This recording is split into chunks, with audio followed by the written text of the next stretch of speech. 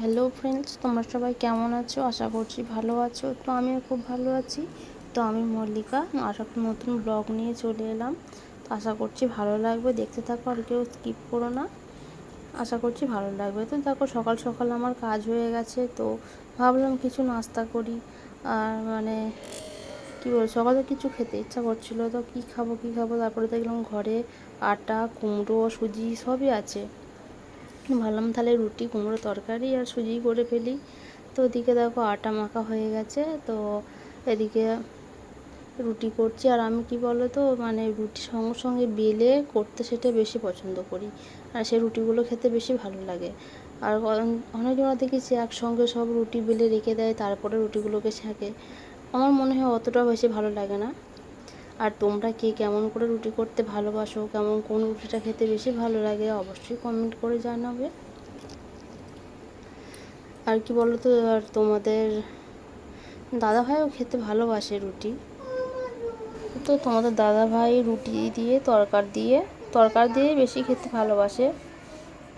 তো প্রথম আমি জানো তো রুটি করতে পারতাম না। তো তখন রুটি এমন করতাম, সে শক্ত, খুব শক্ত হতো, ছুঁড়ো মারলে যেন কপাল ফুটো হয়ে যাবে। তো কী করবো, তাও যে খেতে মন হতো তাও করতাম, চেষ্টা করতাম, পারতাম না। কিন্তু এখন আমি শিখে গেছি। দেখো, যে জিনিসটা পারতাম না সেটা বলতে কিন্তু কোনো লজ্জা নেই। তো এখন আমি ভালো রুটি করতে শিখে গেছি, কোনো অসুবিধা নেই। আর দেখো রুটিগুলো দেখো, অনেকজনে বলে যে রুটি ফোলে না। কেন রুটি ফুলবে না? রুটিগুলো ফুলছে, দেখো ফুটবল হয়ে যাচ্ছে। আর এরকম দুবার করে উল্টালে কি বলো তো, দেখবি রুটিগুলো বেশ সাদা সাদা হয়ে থাকে, পড়ে না। আর আমি একসঙ্গে 3-4টে করে দিই, যাতে একটু তাড়াতাড়ি হয়ে যায়। আর একবার দুবার করে উল্টানি, বেশি উল্টাই না। তো তোমরা কি এরকম করে রুটি করতে ভালোবাসো, না কি এমনি তাওয়াতেই রুটি করতে ভালোবাসো, সেটা কমেন্টে অবশ্যই বলবে। তো ওইদিকে দেখো কড়াই চাপিয়ে দিয়েছি, আর শুকনো লঙ্কা 5 ফোড়ন দিয়ে দিলাম, আর কুমড়ো দিয়ে দিলাম, আর কুমড়ো, কাঁচা লঙ্কা সব একসাথেই দিয়ে দিলাম।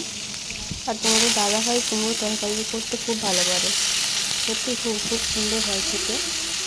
আর কাঠের আটায় রান্না করতে কী কী পছন্দ করো অবশ্যই কমেন্ট করে জানাবে।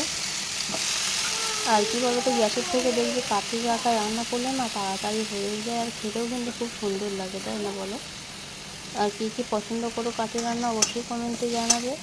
তো দেখো এদিকে ভালো করে, আর কুমড়ো কী বলো তো, ভালো করে একটু কষলে না দেখবে খেতে খুব সুন্দর লাগে, আর ঝাল ঝাল করে।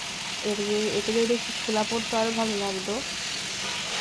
তো এই কুমড়ো একটু ছোলা দিয়ে তরকারি করে খেতে আমার খুব ভালো লাগে, রুটি দিয়ে খেতে। কিন্তু ছোলা ছিল না, তাই আমি ছোলা দিইনি, তো শুধুই কুমড়ো করলাম। দেখে দেখো আমার কষা হয়ে গেছে, আর এবার জল ঢেলে দিলাম, এটা একটুখানি হবে। আর কটা কাঁচা লঙ্কা চিড়ে দেবো, একটু ঝাল ঝাল না হলে তো ভালো লাগে না রুটির সাথে।